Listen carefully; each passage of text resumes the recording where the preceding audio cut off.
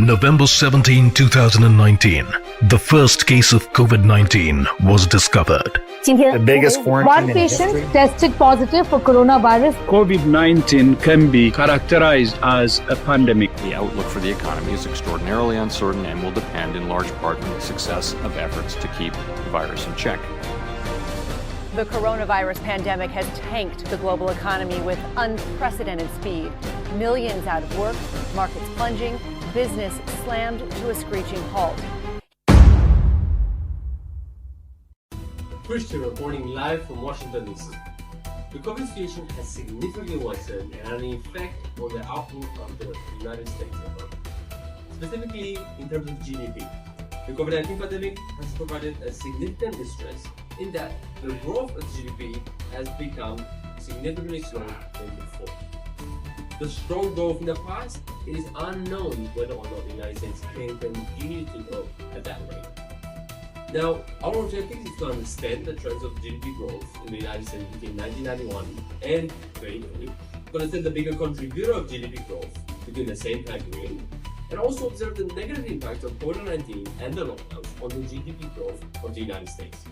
And lastly, analyze the changes in GDP growth and the factors and the reasons exactly why the GDP changed and had that change.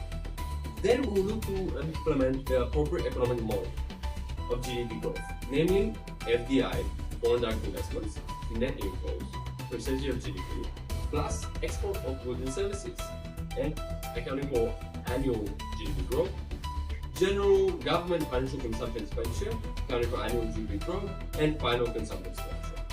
Now we're looking to solve these objectives by looking at the data from 1991 to 2020 regarding the United States to better understand the trends that have been emerging over this time period and get a bigger picture of the situation. We'll also look to have implemented several forms of data analysis, such as Pearson correlation, F-test, normality test as well. And we hope that the use of this data and this analysis will be able to tell us the exact reason for the trend and the trend that's related to the GDP of the United States. Thank you. So based on the EBU's output at output 1, it showed that the United States economy was growing on average of 2.31% between the year 1991 to 2020. So the maximum GDP growth rate can be reached at 4.79% in 1999, while the minimum growth rate of negative 2.77% was recorded in 2020. Regarding foreign direct investments, it is observed that on average it contributes to a GDP growth rate at 1.6%. Its maximum contribution can be seen at the year 2000 with a percentage of 3.4 and its lowest at 0.46%. Exports, on the other hand, provide an average contribution of 4.1%, with its maximum in 2010 with 12.88%. From this, we can observe that exports were the greatest contributor to GDP growth rate throughout the time period. In 2020, we can observe that exports were suffering due to the COVID-19 pandemic, with the smallest contribution in that time of period of negative 13.24%. Government expenditure happens to be the lowest contributor to GDP growth rate, with an average percentage of 1.18 throughout the years. Its maximum contribution can be seen in the year 2009 within a percentage of 4.26 and a minimum of negative 0.37% in 2011. So for the consumer expenditure, the mean that we got is around 2.28%. The maximum will get 4.913 in 1999 and the minimum is negative 2.0865% in the year 2020. For the Pearson correlation coefficient, R measures the strength and the direction of a linear relationship between two variables. Values always range from negative 1 for a perfectly negative relationship to 1 for a perfectly positive correlation. The correlation coefficient of FDI is 0.2846. It indicates a low positive correlation and also it implies as a weak positive relationship between the variables. The correlation coefficient of XGS is 0.6937, so there is a high positive correlation between the variables. The correlation coefficient of GE recorded is negative 0.2447. This value indicates a low negative correlation exists between the variables considered. The positive correlation coefficient of CE is 0.8912, means that there is a strong positive correlation occurs between the variables. So for the scatter plot is a chart showing a set of points plotted on a horizontal and vertical axis. Scatter plots are important in statistics because they can show the extent of correlation and observe relationships between variables. By observing the charts, we can see that except for constant and government spending, all charts are having an upward sloping distribution of the data. And this is how it looks like if we combine all variables into one chart. Let's move on to the OLS analysis where we are going to discuss the coefficients. So after substituting the coefficients, our estimated model will be GDP growth, which is the annual percentage, equal to 0.2012 minus 0.1187 foreign direct investment plus 0.0582, which is the government spending, minus 0.286, the government expenditure, plus 1.0526, which is the consumer expenditure, plus the constant, which can all be dictated in the graph. The constant term is when all independent variables that affect GDP growth in the model are equal to 0, and in our case, the constant will be equal to 0.2. The FDI, or the foreign direct investment, is a function of GDP growth that indicates that when an increase of 1% in FDI decreases GDP growth by 0.12%. Next is the export goods and services function of the GDP growth that shows a 1% increase in export goods and services, which would increase the GDP by 0.06%. While the government expenditure increases by 1%, it decreases GDP growth by 0.29%. And lastly, the increase of 1% in consumption expenditure increases GDP growth by 1.05%, holding other variables constant. Thereby, from this result, we can know that the consumption expenditure is the main driver of GDP growth. To sum it up in a nutshell, the export growth and services of consumption expenditure have a positive impact of the USA GDP, while the FDI and government expenditure will have a negative impact on the GDP. On to the interval estimation. In statistics, the interval estimation is the use of sample data to estimate an interval of a plausible value of a parameter of interest with a certain possibility percentage, such as the 95% confidence level. As you can see in the table over here, the interval estimate of the FDI is negative 656 and 0.1284 at the 95% confidence level. The interval estimate of the exported goods and services is 0.0166 and 0.0998 at the 95% confidence interval, whereas that of the government expenditure is negative 0.417 and negative 0.155 at 95 expenditure, followed by the estimated FDI, which is 0.8958 and 1.2094 at the 95% confidence interval. In summary, the data suggests that the exported goods and services and the second estimate of FDI have a positive impact, while the government expenditure has a negative impact. Moving on to the F-test, which is a statistical test that is used in hypothesis testing for multiple regression models. Usually it will be applied to the econometric model with more than one variable. First of all, we need to set the hypothesis. In this case, H0, where beta 2 is equal to beta 3, which is equal to beta 4, which is equal to beta 5, which is equal to 0. And the H alternative is where not all beta values are equal to 0. So as described on the table on the left, the F-stat has a value of 105.6124, where alpha is equal to 0.05, the number of variables is equal to 30, and the constant is equal to 5.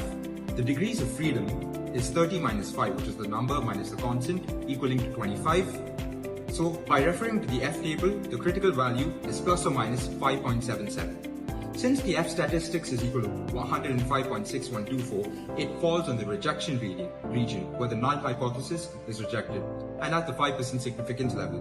Hence, the relationship between the individual variable of the GDP and the growth rate is statistically very significant. Moving to the last two sections of the analysis, which is the R-squared and the adjusted R-squared.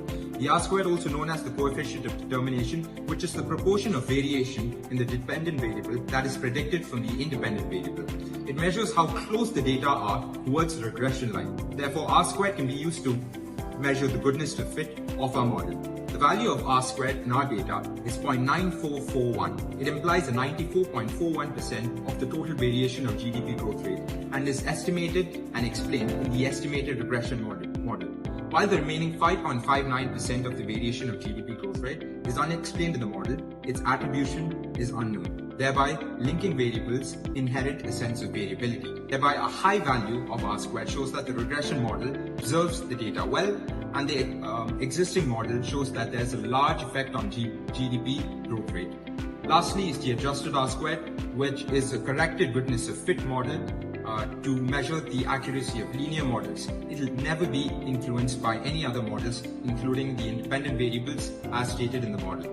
Adjusted R-squared obtained from the E-views has a value of 0.9352, and thereby the comparison of goodness of fit through the regression models consists of a number of independent variables.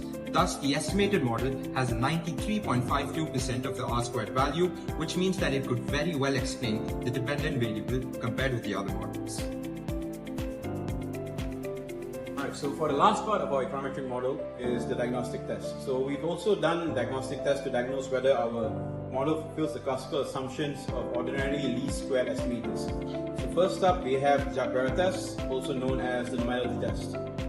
As you can see on the left here, the H0 would be the residuals are normally distributed, and H1 would be the residuals are not normally distributed. So given the E-views output, giving us both a graph and statistical analysis, we can use to make the decision.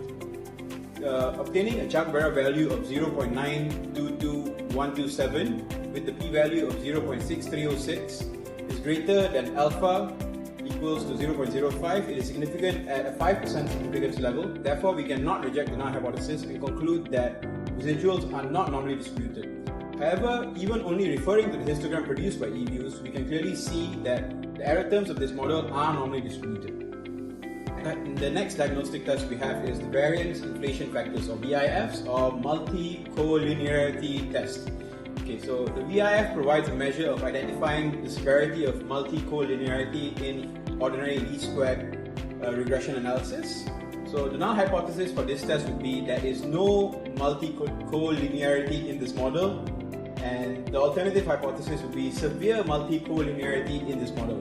So as for the decision-making rules, if a given VIF is less than 5, there is no multi-collinearity in the model, and we do not reject the null hypothesis. Conversely, if it's greater than 5, the multi-collinearity is severe, and we will reject the null hypothesis. So since the VIF for our given values of FDI is 1.17, XGS is 1.905, GE is 1.526, and CE is 1.7199 respectively, all of these values are less than 5, so therefore we do not reject the null hypothesis.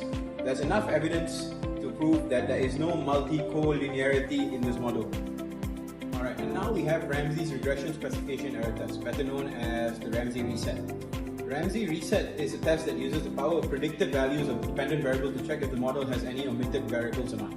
So hence the H0 would be the model is misspecified, and H1 would be the model is not misspecified.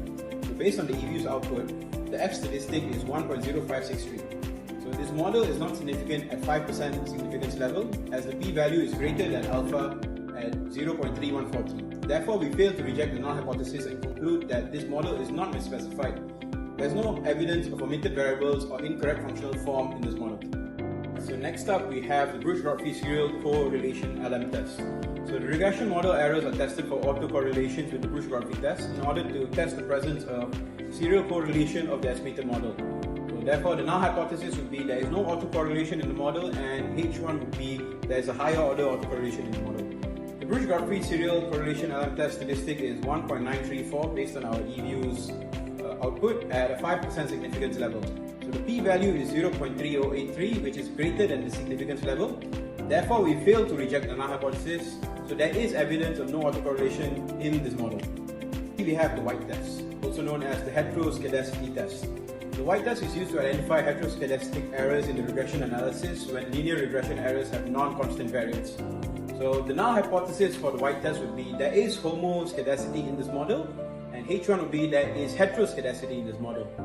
So the White test statistic is 18.5562, since the p-value is 0.1826, which is greater than alpha at a 5% significance level. Therefore, we fail to reject the null hypothesis. There is homoscedasticity in this model.